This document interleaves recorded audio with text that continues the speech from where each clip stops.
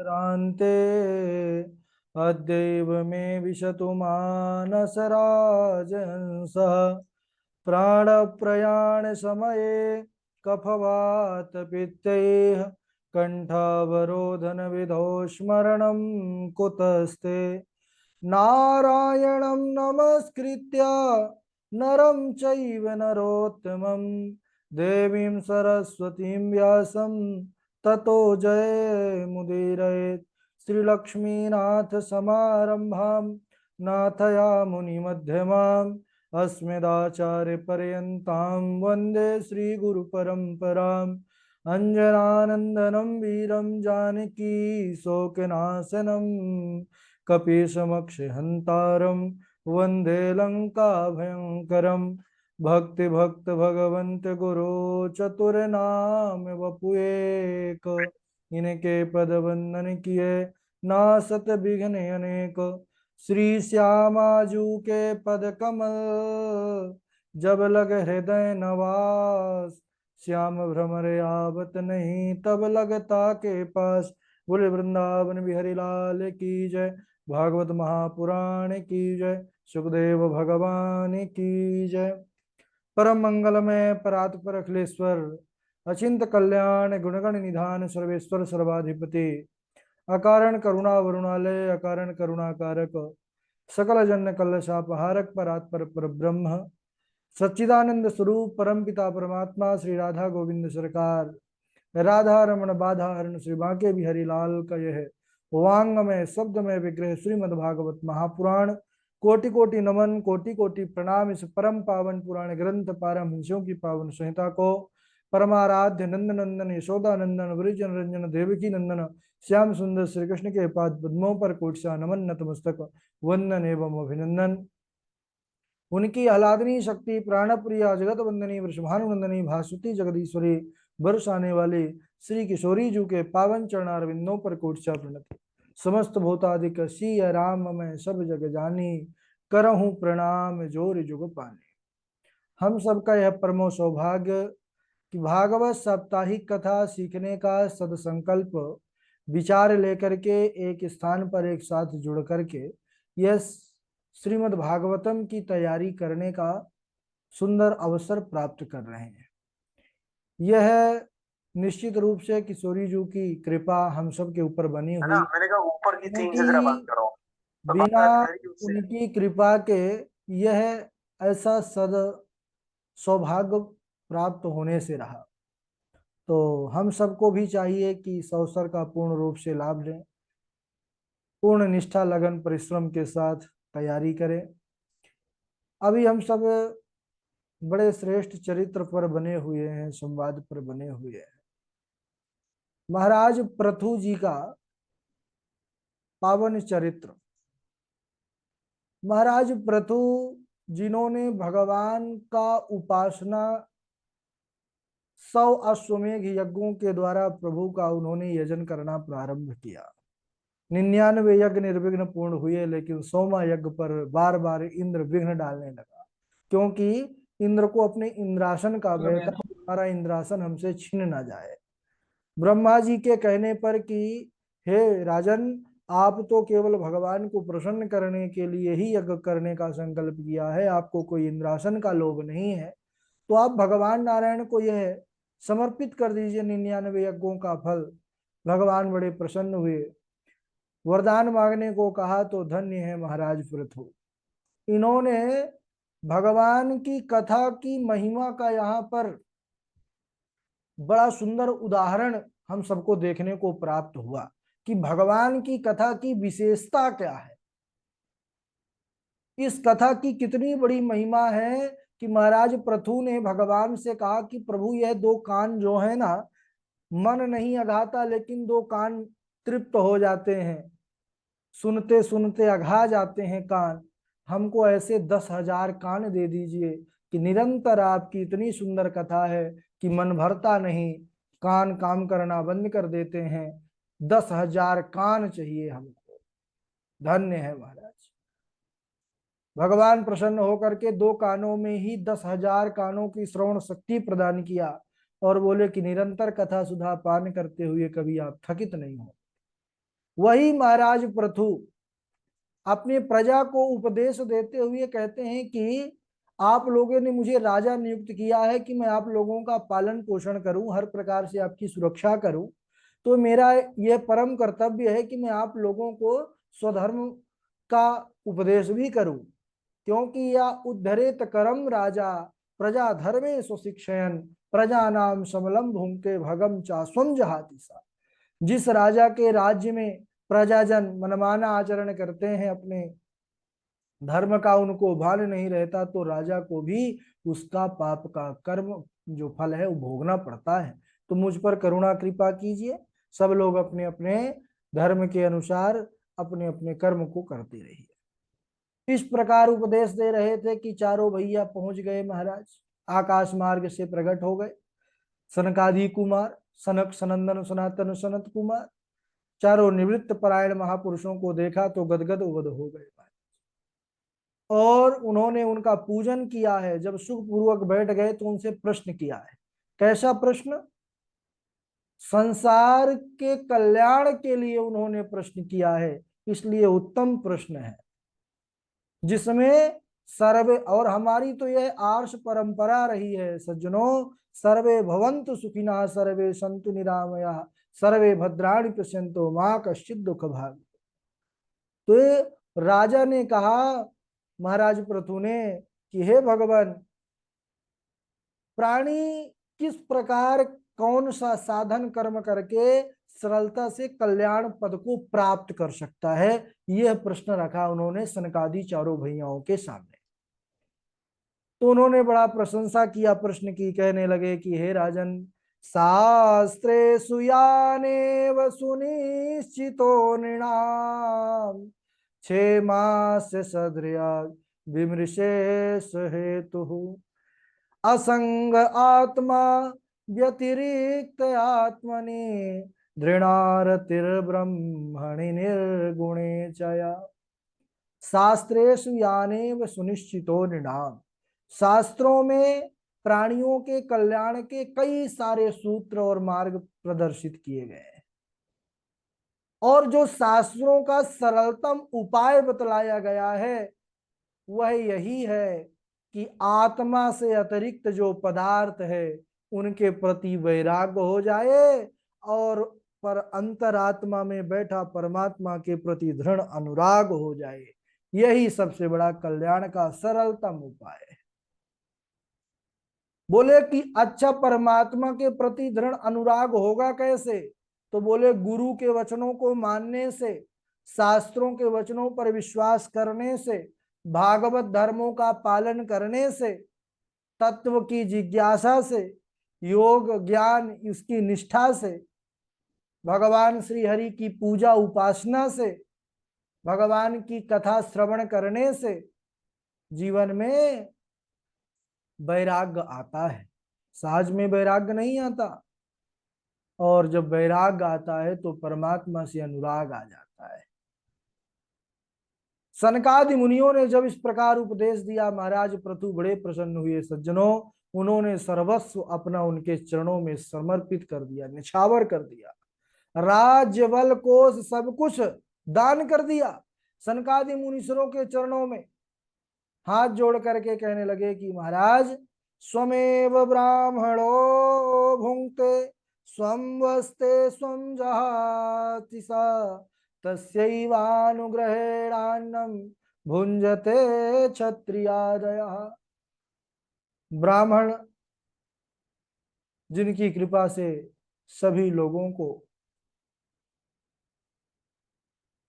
सुंदर ज्ञान की प्राप्ति होती है, ब्राह्मण अपना ही खाते हैं, अपना ही पहनते हैं, अपनी ही वस्तुओं का दान करते हैं, दूसरे क्षत्रिय आदि जो है वह ब्राह्मण की ही कृपा से अन्न आदि को प्राप्त करते हैं। सनकादि कुमारों के चरणों में उन्होंने जब सर्वस्व निछावर कर दिया, सनकादि कुमार देखिए पहले ऐसे होते थे महाराज, राजा लोग एक जो है तो सेकंड नहीं लगता था, सब कुछ महाराज के मुनि के चरणों में समर्पित कर दिए। लेकिन आचार्य ब्राह्मण भी कैसे होते थे? सनकादि कुमारों ने कहा कि हे राजन, हम ठहरे बैरागी, ब्राह्मण, हम तो निरंतर तन में कपड़े भी नहीं पहनते हैं, लंगोटी के सिवा कुछ नहीं है हमारे पास तो, और यह राज बल कोष ये सब का हम क्या करेंगे, तुम अपने पास ही रखो। बोले नहीं महाराज, हम तो आपको दान कर चुके। बोले अच्छा तो कोई बात नहीं, हम स्वीकार करते हैं, अभी तक तुम इसको अपना मान करके पालन कर रहे थे, अब हमारी प्रसादी समझ करके इसको आप पालन कीजिए। इस प्रकार सनकादि कुमारों ने पुनः वो राज बल को उन्हीं को दे करके और वहां से अंतर ध्यान हो गए। बोलिए वृंदावन बिहारी लाल की जय। तो महाराज पृथु अपने पुत्र के समान ही प्रजा का पालन किया। जिस प्रकार सूर्य अपने प्रबल किरणों से जल को गर्मियों के दिन में सोख लेता है, और फिर जब वर्षा आती है, वर्षा ऋतु अब जैसे चल रही है, तो फिर पुनः उसको मेघों के माध्यम से लौटा देता है, जिससे सुंदर फसल होती है, खेती होती है, पृथ्वी में खुशहाली आती है, लोगों को जीवन मिलता है।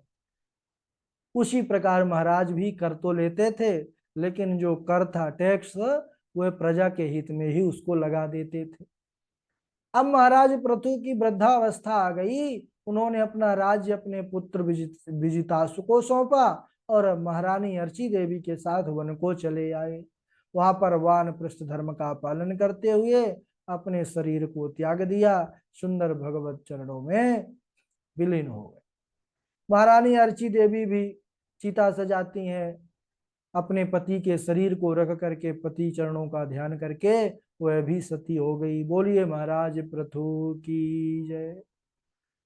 इसके बाद मैत्रेय मुनि कहते हैं कि हे विदुर जी, भगवान पृथु के वेश में हविरदान की पत्नी हविरदानी से बरहिसद आदि 6 पुत्र हुए। बरहिसद जो थे इनमें, यह थोड़ा इनका विशेष है। क्यों? यह कुशकंडिका करते हुए पूर्व दिशा की ओर, कहते हैं कि इतनी कुशाएं पृथ्वी पर बिछाए कि पूरी पृथ्वी आच्छादित हो गई कुशाओं से। अब कुशकुंडिका, ये कुशकंडिका क्या है, ये हमारे आचार्य ब्राह्मण जानते हैं जो वैदिक कर्म कांड करते हैं। यज्ञ में एक विशेष अंग है कुशकंडिका, यज्ञ के पूर्व उसको, उस विधान को किया जाता है, जो कुशकंडिका यानी कुशा के द्वारा कार्य होना, इसीलिए उसको कुशकंडिका कहते हैं। अब इतने यज्ञ किए कि महाराज सब जगह कुशाएं ही कुशाएं हो गई। इनका नाम पड़ा तब से प्राचीन बरही। इनका विवाह हुआ समुद्र की पुत्री सप्तद्रुति के साथ, जिससे प्रचेता नामक 10 पुत्र हुए। महाराज प्राचीन बरही कर्मकांड में आसक्त, लेकिन एक यह त्रुटि कर रहे थे। त्रुटि क्या हो रही थी? यज्ञ के साथ महाराज बलि कर रहे थे, बलि प्रथा। अब देवर्षि नारद पहुंच गए। संत, संत यानी जिस जो दया के सागर हैं, अहिंसा परमो धर्म, यह कभी हिंसा नहीं देख सकते। हिंसा जो करने वाले हैं उनको भी प्रेरित करते हैं सदमार्ग पर आने के लिए। पहुंच गए महाराज, कहने लगे कि श्रेयस्त्वं कतमद्राजन कर्मणात्मनैहसे दुख हानि सुखावाप्ति श्रेयस्तन्येह चेष्यते। राजन, श्रेयस्त्वं कतमद्राजन, तुम इस प्रकार श्रेय मार्ग को अपना रहे हो क्या? ऐसे यज्ञों का जो विधान कर रहे हो यह ठीक नहीं है। तुम ऐसे यज्ञों से किस प्रकार का कल्याण करना चाहते हो? कल्याण का स्वरूप पता है क्या है? कल्याण किसे कहते हैं? तो दुख की आत्यांतिक निवृत्ति और परमानंद की प्राप्ति का नाम ही कल्याण है। और यह कल्याण तुम्हारे इन कर्मों से नहीं हो सकता। तुम सर उठा करके देखो आकाश में, योग बल के प्रभाव से नारद जी ने दर्शन करा दिया। जितने पशुओं का बलि दिया था राजा ने, सब महाराज आकाश में, उनकी क्रोध से आंखें लाल हैं, उनके लोहे के सींग हैं, वो भी तप्त सुरंग एकदम। वह प्रतीक्षा कर रहे हैं मानो कि राजा जब मर करके इस मार्ग से जाएगा आकाश से, तब हम उसको इन्हीं सींगों से बेधेंगे और बड़ा कष्ट देंगे। बोले कि देखो, जैसे तुम इनको मारे हो ऐसे यह भी तुमको मार के बदला लेंगे। यह जब चित्र विचित्र देखा उन्होंने, मानो महाराज के नीचे से जमीन ही खिसक गई पैरों तले से। अरे प्रभु क्षमा करिए, अब मुझे इस कष्ट से उबारिए। भयभीत होकर के हाथ जोड़ करके प्रार्थना किया, क्या कि ना जानामि महाभाग परम कर्मापविद्धि ब्रूहि मे विमलं ज्ञानम येन मुच्येय कर्मभि। हे देवर्षि, ना जानामि महाभागा परम कर्मापविद्धि, अपने कर्मों में मोहित होने के कारण कल्याण क्या है मैं इसको ना जान सका। आप मुझे विशुद्ध ज्ञान का उपदेश दीजिए जिससे मैं कर्म बंधन से मुक्त हो सकूं, मुझे मुक्ति प्राप्त हो सके। तब देवर्षि नारद उन प्राचीन वरही को एक इतिहास के माध्यम से उपदेशित करते हैं, उपदेश देते हैं। बड़ा सुंदर इतिहास है, पुरंजन उपाख्यान, जिसको हम अगले दिवस श्रवण करेंगे। आज समय हो चुका है, आज यहीं तक। बोलिए वृंदावन बिहारी लाल की जय। बारी बारी से सब लोग श्लोक सुनाएंगे। सर्वप्रथम हमारे झा जी हैं, डॉक्टर साहब हैं, इनके बाद प्रभाकर आचार्य जी हैं, हमारे संत भगवान राघव जी हैं, मेघनाथ चक्रवर्ती जी हैं, वैष्णवी तिवारी जी हैं, रवि तिवारी जी हैं, उन्नति जी हैं, पूर्वी जी हैं, अमित तिवारी जी हैं, हर्षिता जी हैं, निशांत द्विवेदी जी हैं, अजय चौबे जी हैं, गौरव तिवारी जी हैं, निसर्ग पाठक जी हैं, मंजू शर्मा जी हैं, आशु कश्यप जी हैं, उमंग शुक्ला जी हैं। चलिए झा जी स्वागत है। अच्छा झा जी व्यस्त हैं क्या? डॉक्टर साहब आप ही सुनाइए तो। राधे राधे गुरु जी। हाँ राधे राधे।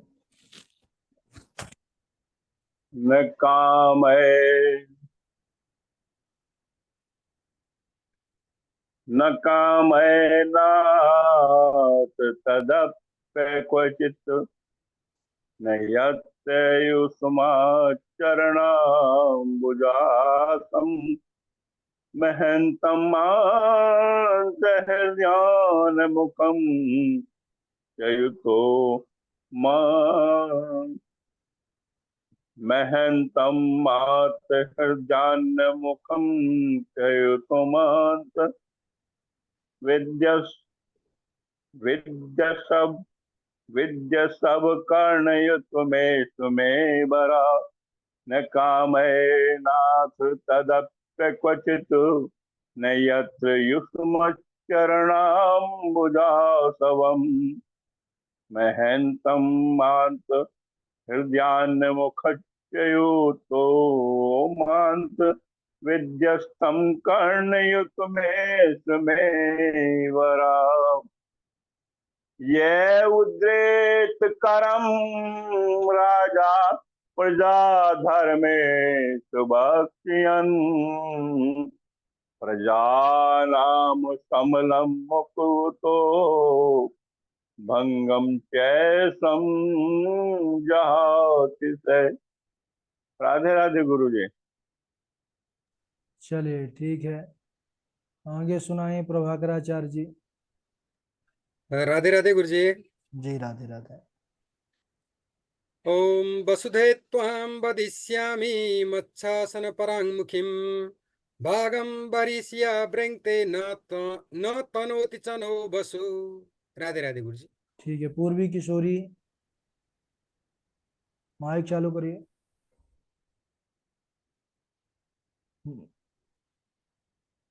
पूर्वी नहीं सुन पा रही हैं? राधे राधे गुरु जी प्रणाम। जी सुनाइए राधे राधे।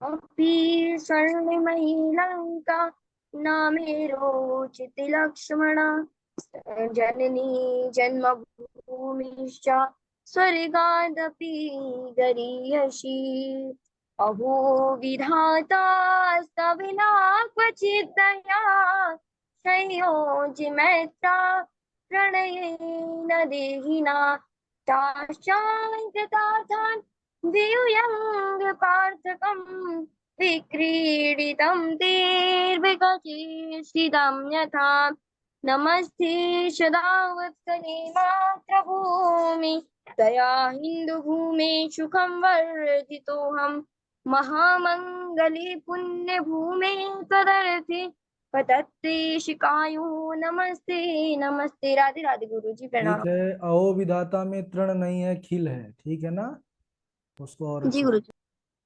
और इनके बाद उन्नति आप सुनाइए। राधे राधे गुरु जी।